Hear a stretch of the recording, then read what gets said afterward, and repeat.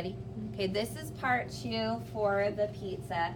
So at this point, the dough has been in the dough hook kneading for somewhere around 10 minutes, 5 to 10 minutes.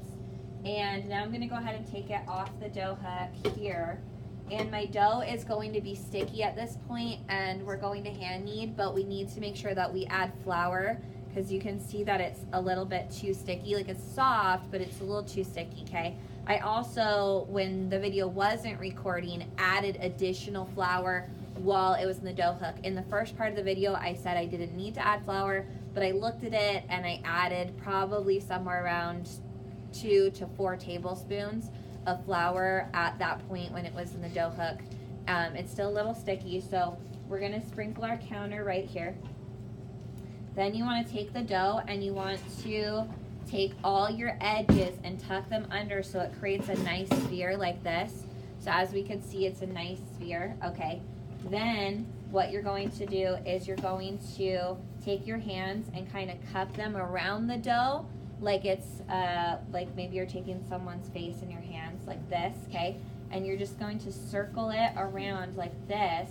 That will help create the nice shape. It's important that there's a nice shape before you start kneading and before you start rolling out, okay? Now, to add flour, if your dough is still too sticky, you want to get it on your hands and you can rub it on, and then you're going to hand knead. So hand kneading, we only use the palms of our hands here, and we fold it over.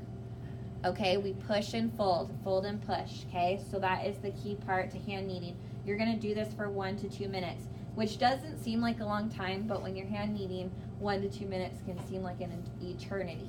So we wanna make sure that we're hand kneading, we're folding it over, we're folding and pushing, folding and pushing, folding and pushing, folding and pushing over and over again until it gets to a nice thicker consistency.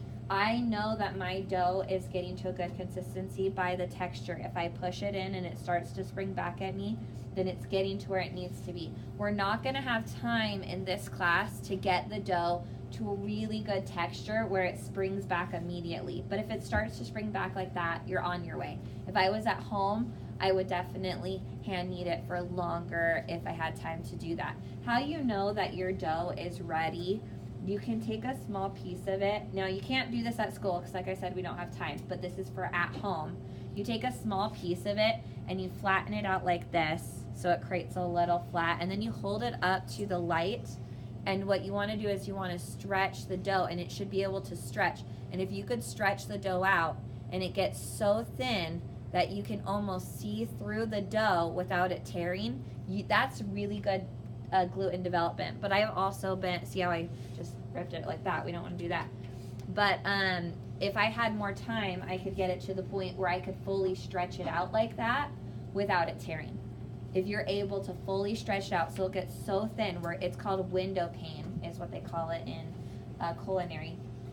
And so if you can get it to that point, that's like perfect pizza dough right there.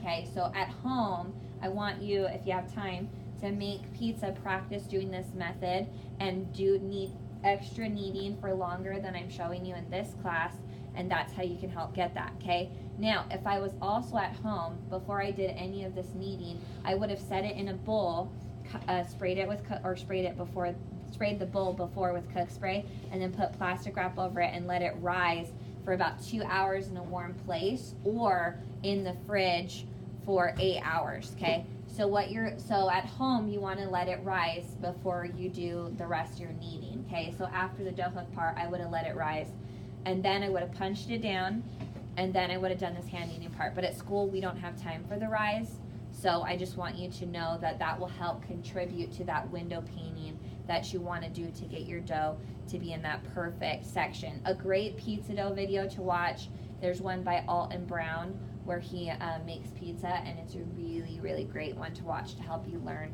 about making the perfect pizza. Okay, so after 1 to 2 minutes of kneading, you're gonna take it, tuck all your edges back under, okay? Make it look like a nice perfect ball again. Make sure that you sprinkle your counter and your hands again with flour, because as you knead, you're gonna end up kneading flour into the dough, which is good because we don't want it to be too much. Okay, so now we have our dough right here. Nice perfect ball. You want to shape it around so it's nice and neat and everything like that. Okay, When you touch it, it should have a really, really good consistency here, okay? Now, go ahead and pause the video.